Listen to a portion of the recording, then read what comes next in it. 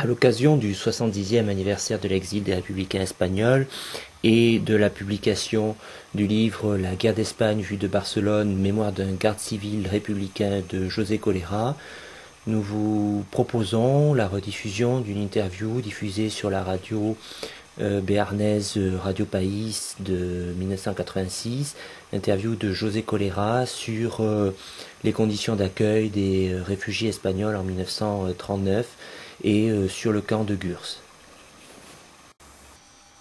C'est un ancien garde civil de la République espagnole qui dit n'avoir appartenu qu'au parti républicain, n'avoir été que fidèle à la République, et il dit l'être encore aujourd'hui, c'est-à-dire que pour lui, c'est tout simple, si les Espagnols veulent un roi, eh bien il faut leur demander, s'ils veulent la République, il faut leur demander, donc il faut un référendum. Et pour lui, on ne leur a pas encore bien demandé. En tout cas, il nous raconte le passage de la frontière, c'était en 1939, le 9 février, passage de la frontière en Catalogne, parce qu'il venait de Barcelone, et un petit peu après, il était passé par Figueres, où il venait juste de se battre, c'était le dernier combat, et il est passé donc le 9 février 1939, s'est retrouvé dans un camp à Argelès, pour ensuite venir plus près de chez nous, à Gurs. J'ai passé la frontière, je crois que c'était le 9 février 1939. D'ailleurs, le journal La Dépêche avait fait une photo de notre escadron quand on passait. Je suis passé le 9 et je suis allé au camp d'Argelès-sur-Mer. Et c'est à Argelès que commençaient pour moi, enfin, si je peux dire, les mauvais jours. J'étais obligé de dormir à même le sable, sans rien, sans même une couverture pour me couvrir, au mois de février, le 9 février. Heureusement, quand même, qu'on avait de la paille pour les chevaux, parce que moi j'étais dans la cavalerie, et je me couvrais avec la paille des chevaux, moi, et avec ceux aussi qui étaient passés avec moi. Menos mal que nos dieron paja para los caballos, pues yo era de caballería. Y me tapé con la paja de los caballos, yo y los demás compañeros que pasaron conmigo. Je suis passé le 9, mais on s'est battu jusqu'au 8, jusqu'à la veille. Ce fut mon dernier combat, c'était à Figueres. Là, les Junkers allemands, les bombardiers allemands, nous ont bombardés alors qu'on était dans la boue jusqu'aux genoux. Ils nous ont bombardés sans arrêt, il y avait une vague qui arrivait, puis encore une autre derrière, à partir de 8 heures du matin jusqu'à midi. Hein. Un barro que había que nos llegaba aquí a las rodillas, desde las 8 de la mañana hasta las 12 del día. Comment vous avez été accueillis par la population? Dites-moi un peu.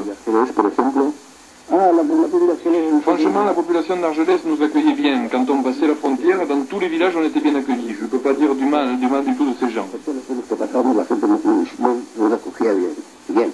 Yo no puedo hablar mal de la gente. Combien de temps vous avez vécu à Argelès? En el campo de Argelès. En el campo de Argelès, pues yo...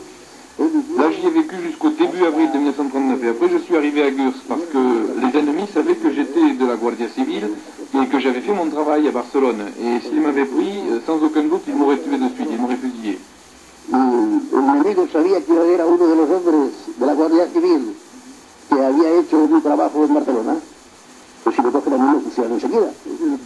C'était dangereux, justement, de rester à Argelès, en Argelès, por ejemplo. Lo había ahí en todos los campos. Et bien sûr, dans tous les cas, on nous cherchait comme si, enfin, en voyant tous ceux qui avaient combattu pour la République, qui étaient des républicains, sans pourtant appartenir à un parti, pour nous c'était très dangereux. Y que cuando llegaba la hora de la cargábamos, peligrábamos mucho. Mais vous étiez en territoire français. Territoire français. Oh oui, mais il s'en est passé des choses sur le territoire français et je préfère ne pas en parler. Et combien de temps vous êtes resté à Gurs? À Gurs, je suis resté jusqu'en décembre 39. Et après on m'a envoyé, obligatoirement, à la 150e compagnie des travailleurs espagnols dans les Landes.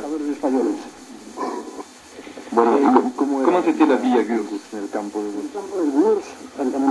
Franchement, dans le camp de Gurs, je ne veux pas dire du mal des Français. Si je le faisais, je mentirais. Non. Je hablaría mal de los franceses, mentiría. Et la vie de chaque jour? Ça, la vie de chaque jour, c'est autre chose. Je vais vous dire une chose, par exemple. En Espagne, quand je suis parti, je pesais 74 kilos. Et quand je suis sorti de Gurs, et que j'étais à la compagnie des travailleurs espagnols, qui étaient dans les Landes, donc à Mont-de-Marsan, eh bien, j'ai eu la mauvaise idée de me peser. Je pesais 54 kilos simplement. J'avais perdu 20 kilos. 1988 regimiento regional del Mundo Marsal, me dio la peripetia de pesar, y pesaba 54 kilos. Entonces habían hecho barracas. On avait fait des baraques à Gurs, mais on n'avait pas de matelas pour dormir. On dormait sur le bois, sur un parquet, vous voyez. Celui qui avait une couverture, eh bien, il se couvrait, si on n'avait pas, eh bien, tant pis.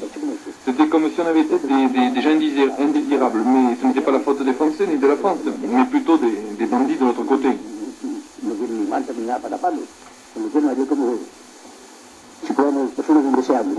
Claro que no hay tampoco la culpa a la Francia, pero la culpa a los bandidos del otro lado.